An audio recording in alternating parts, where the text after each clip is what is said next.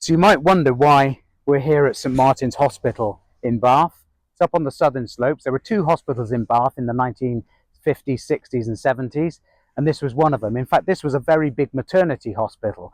In fact, I was born here in 1961. One of my co-presenters today on these videos, Sean Smith, was also born here, a little bit before me. And on the 24th of June in 1961, Sean's brother, Kurt, was born here. Kurt, of course, being from Tears for Fears. And just behind me down there are the maternity wards of this hospital. But actually, we're going to take you back 1 year before that into 1960 for a very important story, something else that happened here. Follow me.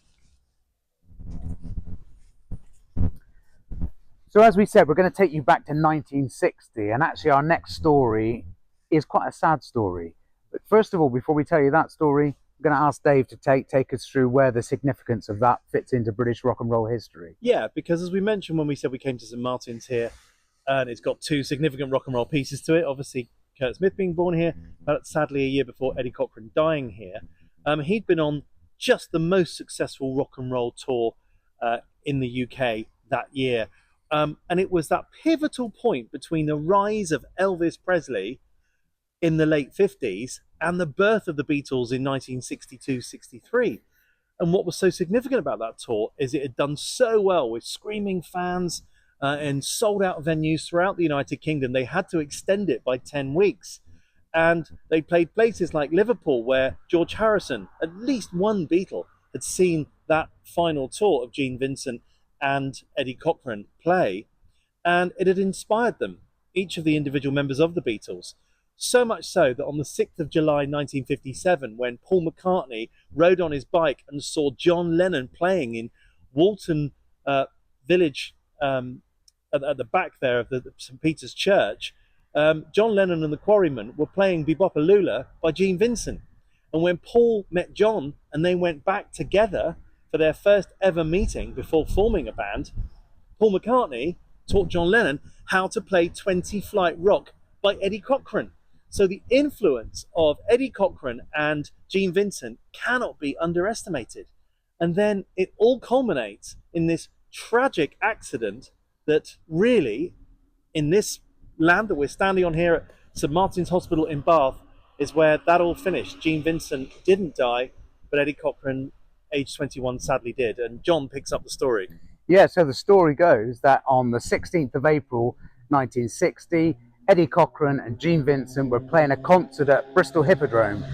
At the end of the concert, they wanted to get back to London, so they hired a taxi, a young taxi driver, 19 years old, and the four people in the car were the taxi driver, Eddie Cochran, Gene Vincent, and Eddie Cochran's girlfriend, Sharon Sheely, who was a songwriter in her own right. They travelled through Bath. There was no motorway in those days, so the A4 took you through Bath, it took you through Box and Corsham, and up through Chippenham. And as they went through Chippenham, it was a foggy night, visibility wasn't good, the driver was driving far too fast, he lost control of the car on Rowden Hill, Chippenham, and the car went off the road. At that moment, Eddie Cochran was thrown out of the vehicle, and he suffered a significant brain injury. There were injuries to all the other passengers in the car as well, including the driver. And eventually they were brought here overnight on that 16th of April. And sadly, the following day at 4:10 in the afternoon on the 17th of April, Eddie Cochran died here at St Martin's Hospital in Bath. And this is the memorial that has been put here recently to mark the fact that he was a Hollywood film star, a country music star to begin with, and then, of course, was one of the founding pioneers of American rock and roll, which influenced the British rock and roll of the 1960s. And there were lots of 60s acts that came up, of course, after that. What was significant about the accident as well on the night in Chippenham was that a young police cadet arrived at the scene, and that was Dave Dee, who was later to become part of Dave Dee, Dozy, Beaky, Mick and Titch. And he was there on the scene of the night of the accident, and I believe took Eddie Cochran's guitar at the time back to the police station. So a tragic tale, which has far wider consequences than and many would realise in terms of the sort of music he could have gone on to make. Absolutely. And his body was taken back to California, where he is actually buried there today. But we remember him, of course, in Bath here at St Martin's.